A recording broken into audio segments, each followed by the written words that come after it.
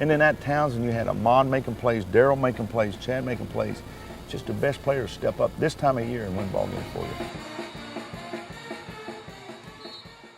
Hello again, Seahawk fans. Welcome to another edition of Hawk Talk with Brian Mull. I'm Aaron Schoonmaker, and we have got some stuff to tell you. We've got some recent successes. It's been a great season for the Seahawks so far as we come down to the home stretch of the regular season.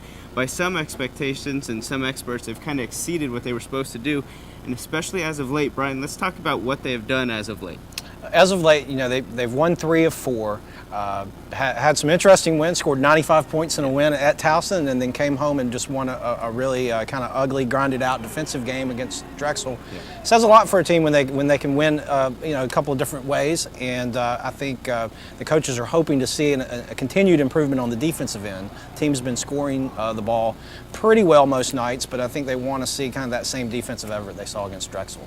Now, a big part of that winning stretch that they've been on, and a big part of their season as a whole, has been the leadership of their guard, Chad Tomko. We talked to him on media day. He was really excited about the season, and he hasn't disappointed, and he's been playing really well.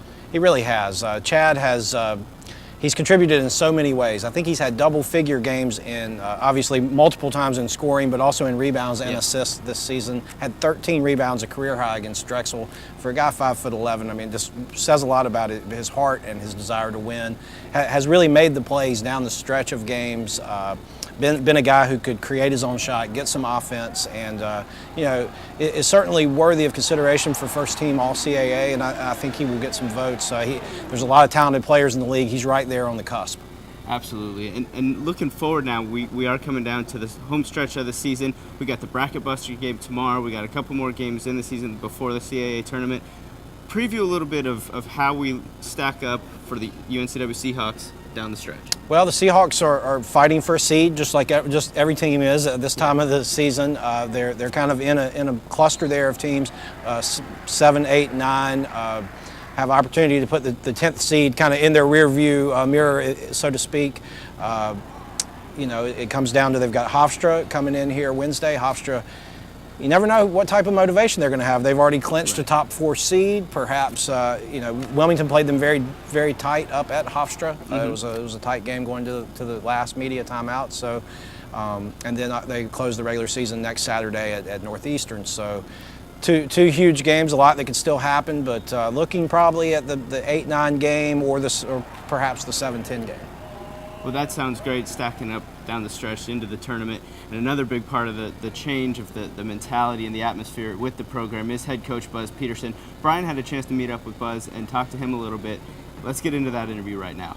Okay, we are here with UNCW head coach Buzz Peterson. He's kind enough to join us for a few minutes. And Coach, I know that something you picked up from Coach Smith is grading tape post-game. You and your staff spend a few hours every morning, the day after a game. And what type of things are y'all looking for? Maybe things that don't show up in the box score or that the casual fan would notice? Well, I've loosened up a little bit. I used to do it right after a game. So we'd be in there maybe 2:30 in the morning grading. If you do it the correct way, Coach Smith always said it takes 4 hours. And right now we have about a dozen things we're looking for. And what we're trying to do, we're trying to find the things that go unnoticed in the box score. Who's setting the right screens to get people open? Who's diving on for a loose ball? Who's the guy on the bench that's inspiration and encouraging his teammates? Offensive boards, steals, deflections, assist turnover ratio. Those are things we're looking for. Every coach has a different, 3 or 4 things to watch. I spend most of my time on the defense, just looking at some things, but also different. Every possession you're going to chart plus or minus for somebody, and so it's interesting how it goes, and it does take time. I know the staff is wanting to get it over with quick, move on to the next game, but I really believe that this will help you understand your team better, and if you're going to make changes, this is the best way to look at see what your team's doing that game. Right after we grade the tape, we have a board, big old board in our locker room. It has 14 different things on there, and they're awarded plus points for these little intangible things. Plus points get them out of sprints. So at the end of practice, we run sprints. They got enough plus points. They don't have to run that sprint. So it's something that the guys really take a lot of pride in. Now, who's somebody that's pretty high on that plus points list that might not be very high, you know, in some other categories? Keith Rendelman is really high in it. And why Keith gets them is because the board play, offensive boards, just regular boards, pretty good box out guy, block shot guy. Defensively, does a good job. He just keeps it simple and doesn't do anything fancy, but he understands when his man's setting the screen, what he needs to hedge, or if it's a zone on a double stagger, he is where he needs to be most of the time. So he has a lot of plus points. Deloach had some there for a while, but Trevor takes a lot of his in practice, and he's used a lot of Keith, though, keep himself in shape. Y'all won back-to-back games where you scored 51 points and 95 points. You've coached a lot of ball games. Have you ever been a part of a team that that'd change difference? Yeah, I don't know if I've ever been part of a game that was only 5 assists. Actually, we graded it. We had one more assist they didn't give us. I had to call Joe to let him know we had one more. It was strange. It's one of the strangest ball games, but going into it, I knew it was going to be like that. Yeah. Whether you call it a slugfest, whatever, I just thought our guys did a good job of buying into knowing this was not going to be a 95-point game here. It's going to be just a slug it out. You're going to play a lot of defense. You're going to be on defense for a long time. And I was proud of them to accept that role. Chad Tomko had a phenomenal season. I think exceeded a lot of people's expectations maybe and been just a contributor in a lot of ways, scoring, rebounding, assist. What are you most proud of from what he's done this year?